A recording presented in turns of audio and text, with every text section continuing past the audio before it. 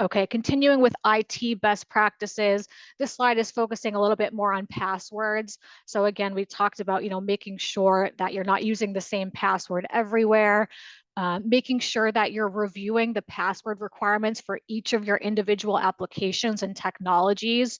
So any system that your employees that need to log into, you want to make sure that that system requires a really strong and secure password. Does it force them to include special characters and numbers in the password? Does it force them to kind of make a really complex password? Does it require to have 8 characters or more? Maybe you want to see 12 or 15 characters or more in a password.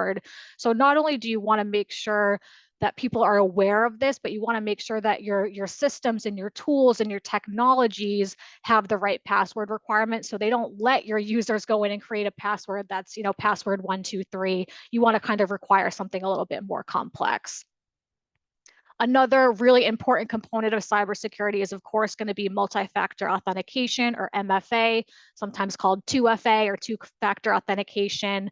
And that's just kind of requiring a second, method to validate who you are. That often looks like, a text message with a code, or you have to open an app and kind of validate who you are. But that's a super, super important step, or, way to protect yourself, because again, if somebody was able to grab your password and get into a system, then that MFA will hopefully kind of be that control that prevents them from getting in. Hopefully they won't be able to take that second two-factor authentication step to prove that they're you, if they only have your password, but they don't have something like your phone or that authenticator app to kind of validate that you are who you say you are.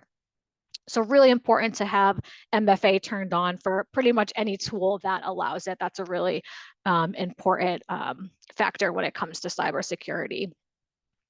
And of course, just, as you are reviewing password requirements, make sure you're performing corrective action. If you identify gaps, if you identify weaknesses, and you have a tool that it allows for really unsecure passwords or weak passwords, or it doesn't have an MFA option, you should perform create a plan to fix that and to address that, and go to, reach out to your technology provider and say, hey, can you make your system a little bit more secure?